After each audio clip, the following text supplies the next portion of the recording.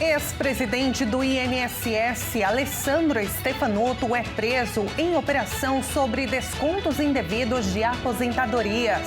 E você vai ver ainda.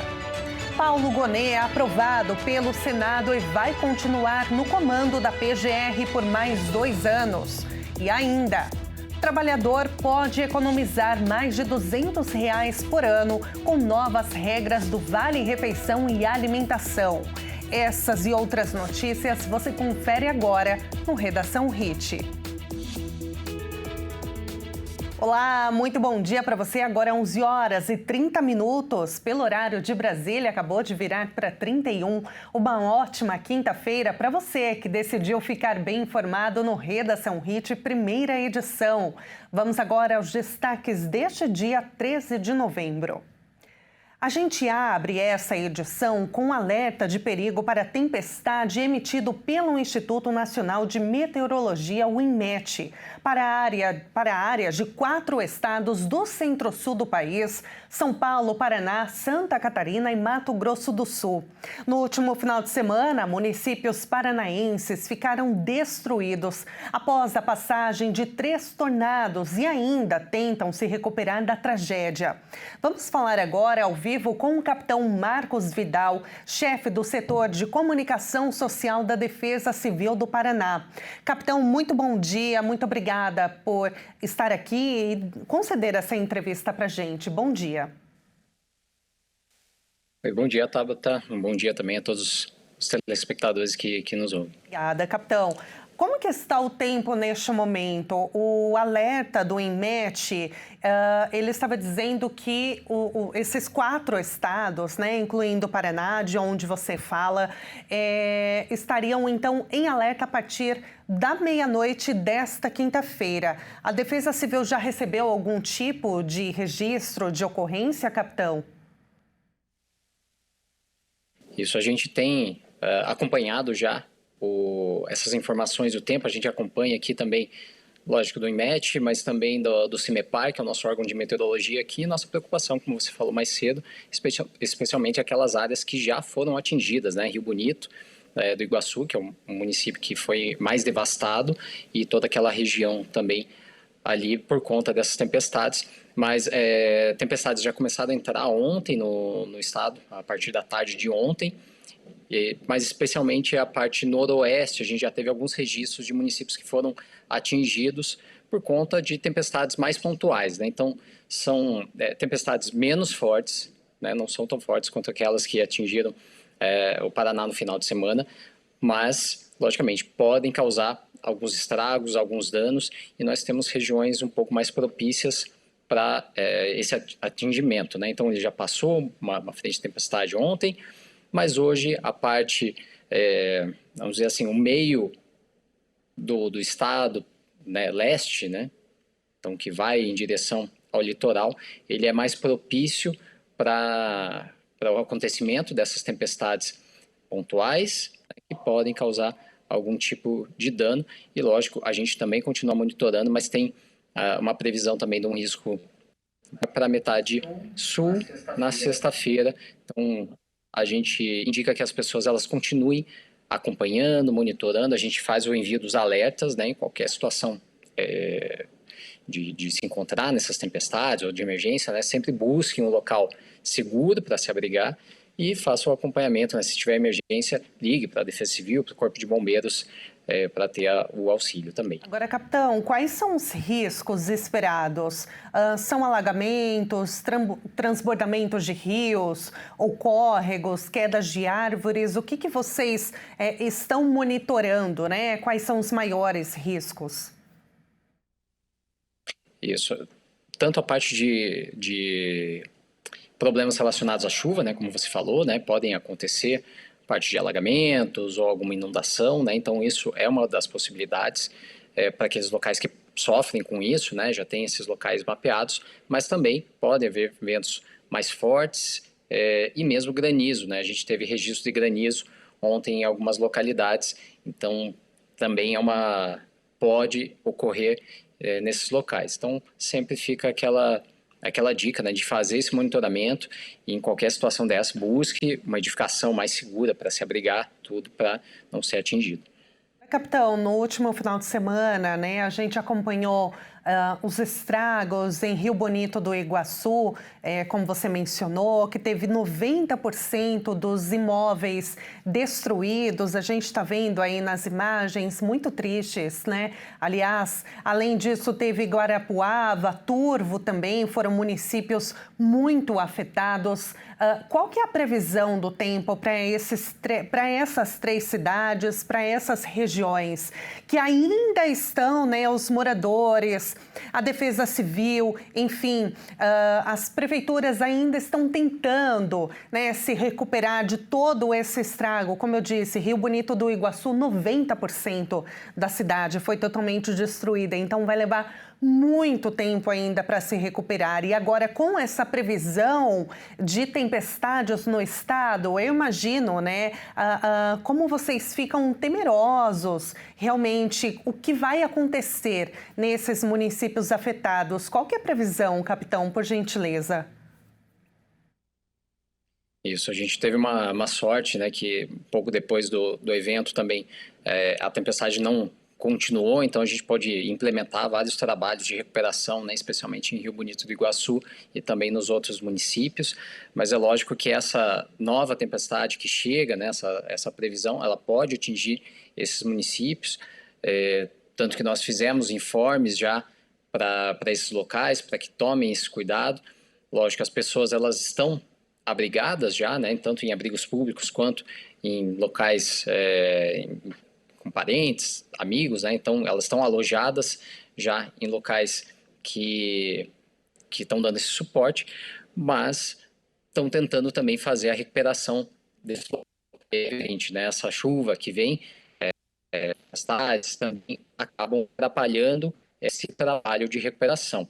Algumas casas que, por exemplo, tenham sido menos afetadas estruturalmente, passam a buscar colocar as novas telhas, tentar recuperar ali os seus materiais, e só que tempestades, esse trabalho também vai atrapalhando. Mas, lógico, né, a nossa preocupação principal nesse momento é garantir a segurança de todos, né, e paulatinamente recuperando esses locais, ajudação a retornar para suas casas, que, como você falou, né, é um trabalho pela extensão, magnitude desses danos, vai levar ainda algum tempo. Capitão, só para a gente finalizar, essa passagem dessa tempestade, ela deve se estender até o final de semana? A previsão até esse momento, né, é de se estender até sexta-feira aqui no Paraná.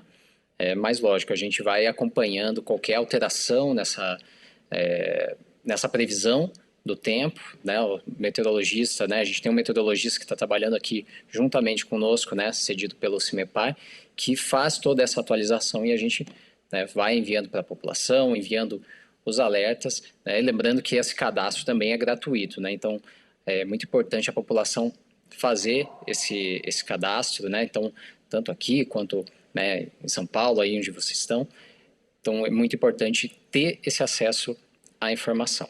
Capitão, olha, muito obrigada pela entrevista. A gente deseja, né, um bom trabalho para vocês, uma boa recuperação dos municípios afetados, que essa chuva não venha, né, atrapalhar o trabalho que já vem sendo trabalhoso, né, digamos assim, que as pessoas estejam salvas em segurança. Muito obrigada, capitão. Um bom dia para vocês, na medida do possível. Bom trabalho. Obrigado, eu que agradeço toda a solidariedade. Muito obrigada. Nós acabamos de ouvir o capitão Marcos Vidal, chefe do setor de comunicação social da Defesa Civil do Paraná. E olha, mudando de assunto, o ex-presidente do INSS, Alessandro Stefanuto, foi preso em uma operação sobre descontos indevidos dos aposentados e pensionistas. Ele foi demitido em abril, quando o escândalo se tornou público.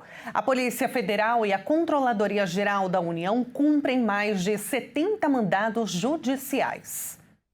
A nova fase da Operação Sem Desconto, que investiga um esquema nacional de cobranças indevidas em aposentadorias e pensões do Instituto, cumpriu mandado de prisão contra o ex-presidente do Instituto Nacional do Seguro Social, Alessandro Stefanuto. A ação liderada pela Polícia Federal e a CGU busca localizar e prender suspeitos de envolvimento no esquema ilegal. No total, são cumpridos 63 mandados de busca e apreensão, 10 mandados de prisão preventiva e outras medidas cautelares diversas. As ações são cumpridas nos estados do Espírito Santo, Goiás, Maranhão, Minas Gerais, Paraíba, Paraná, Pernambuco, Piauí, Rio Grande do Norte, Rio Grande do Sul, Santa Catarina, São Paulo, Sergipe, Tocantins e no Distrito Federal.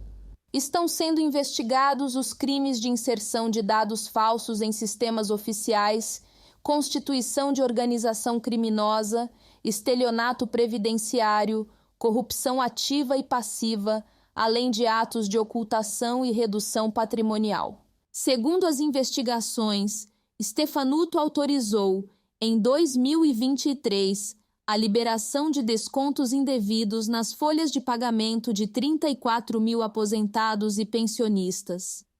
A medida teria beneficiado diretamente a Confederação Nacional dos Trabalhadores na Agricultura.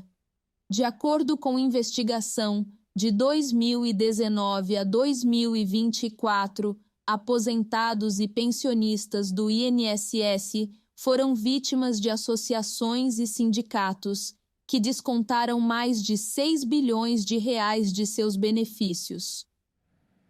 O Procurador-Geral da República, Paulo Gonet, foi reconduzido para o comando da Procuradoria-Geral da República com a votação mais apertada desde a redemocratização.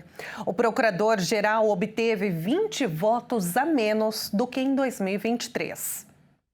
O Senado aprovou por 45 votos a favor e 26 contra a permanência de Gonet no comando da Procuradoria-Geral da República. A votação foi secreta e eram necessários ao menos 41 votos favoráveis para a aprovação. Esta foi a menor quantidade de votos favoráveis desde 1988. O placar superou o recorde negativo de Aristides Junqueira, que em 89 havia sido aprovado por 47 votos a 3. Desde então, nenhum procurador-geral havia enfrentado resistência tão expressiva no plenário. O melhor desempenho histórico segue sendo o de Raquel Dodge, aprovada em 2017 com 74 votos a 1. Na ocasião, ela não chegou a ser reconduzida, já que o ex-presidente Jair Bolsonaro optou por indicar Augusto Aras em 2019. E veja a seguir, trabalhador pode economizar mais de R$200 por ano com as novas regras do Vale Refeição e Alimentação. Antes do intervalo, vamos ver o tempo na cidade de Sete Lagoas, Minas Gerais. 25 graus, nós voltamos já já.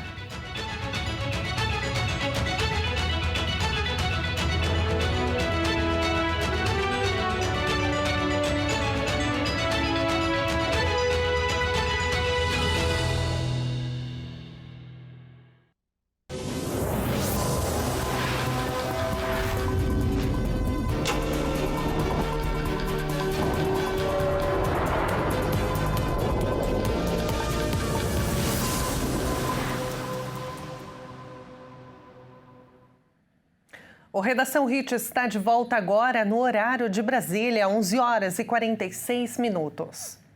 O ministro das Relações Exteriores, Mauro Vieira, e o secretário de Estado americano, Marco Rubio, se reuniram no Canadá.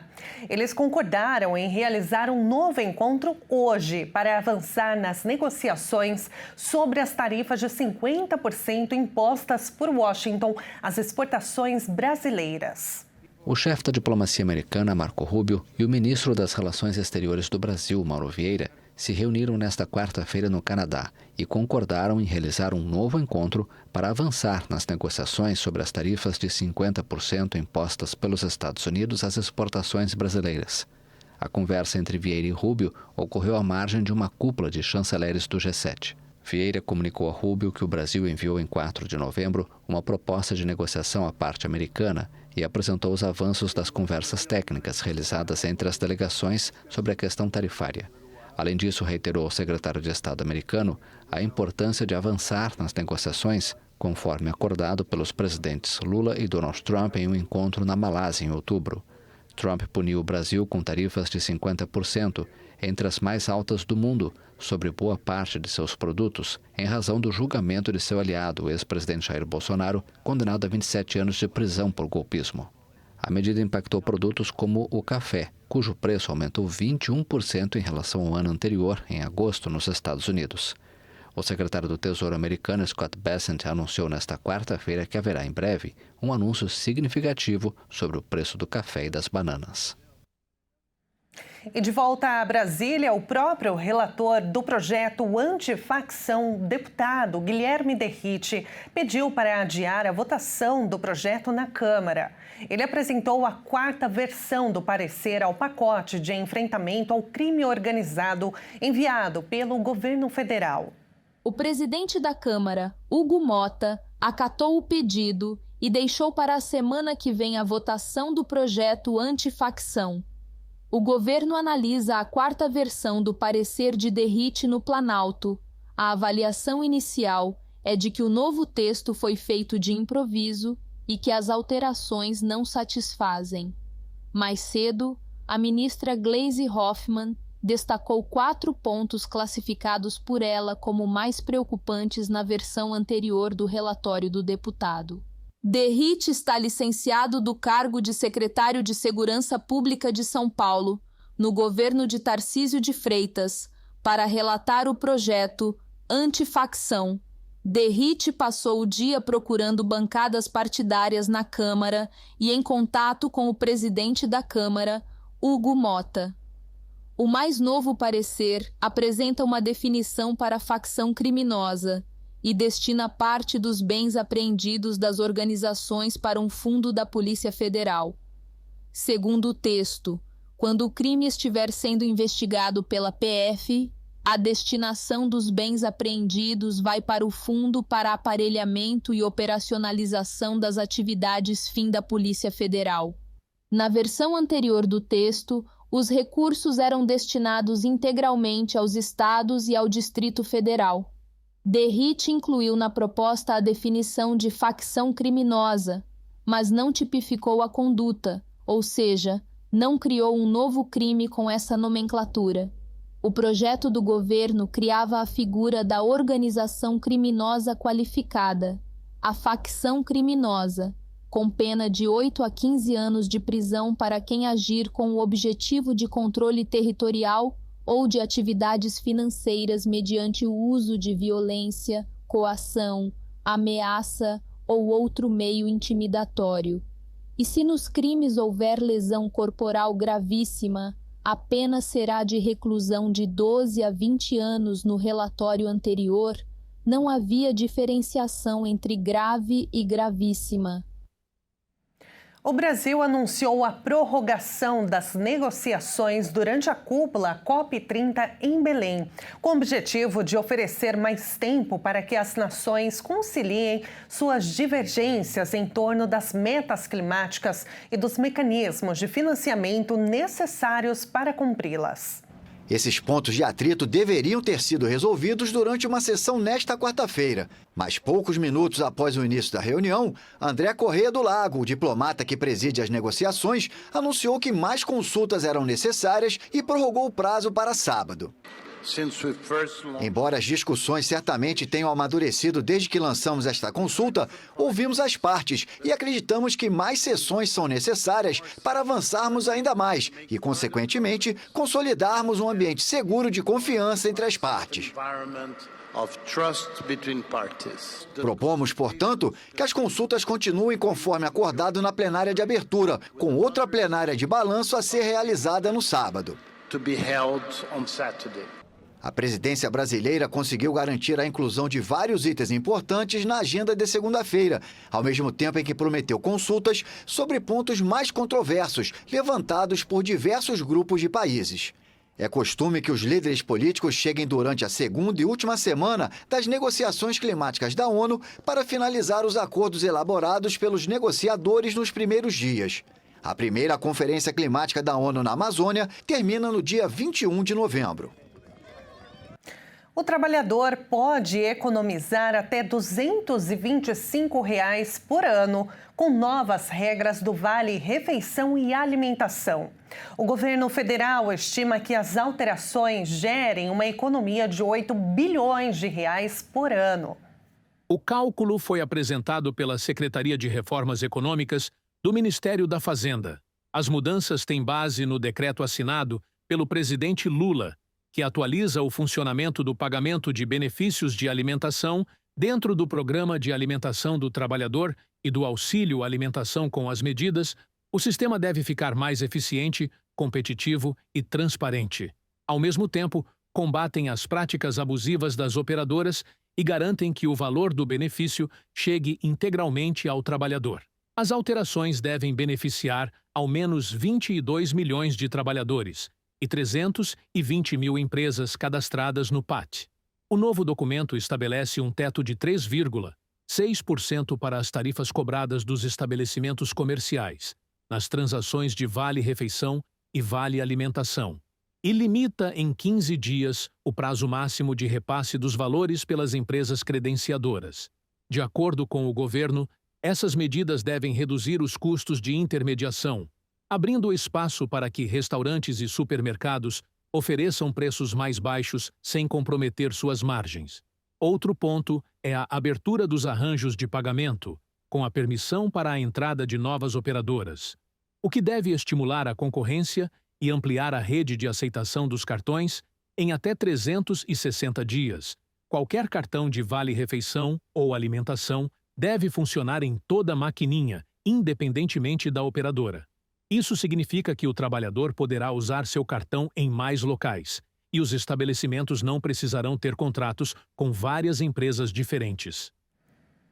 E o consumidor de grande parte do país vai pagar menos pela conta de luz de outubro.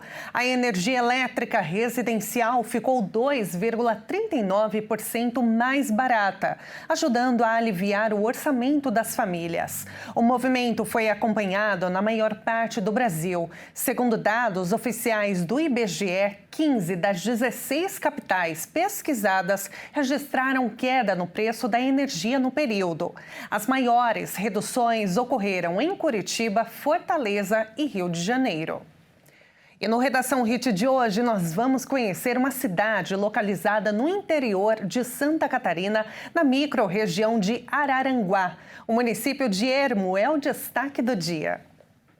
Localizada a 238 quilômetros da capital Florianópolis, Ermo é um município relativamente novo, emancipado em 29 de dezembro de 1993. O local se destacou por ter sido o primeiro, na América do Sul, a realizar uma votação de maneira computadorizada, no qual 98% da população votou a favor da emancipação. E vamos abrir a nossa câmera ao vivo do município de Ermo. Neste momento, termômetros marcando 23 graus. Tá meio friozinho por lá. E essa cidade tem pouco mais de 2.000 habitantes. É uma cidade bem pequenininha, mas bem bonitinha. O Redação Hit fica por aqui. Muito obrigada pela sua companhia. Uma excelente quinta-feira para você. A gente se encontra novamente amanhã às 11h30 em ponto. Até lá.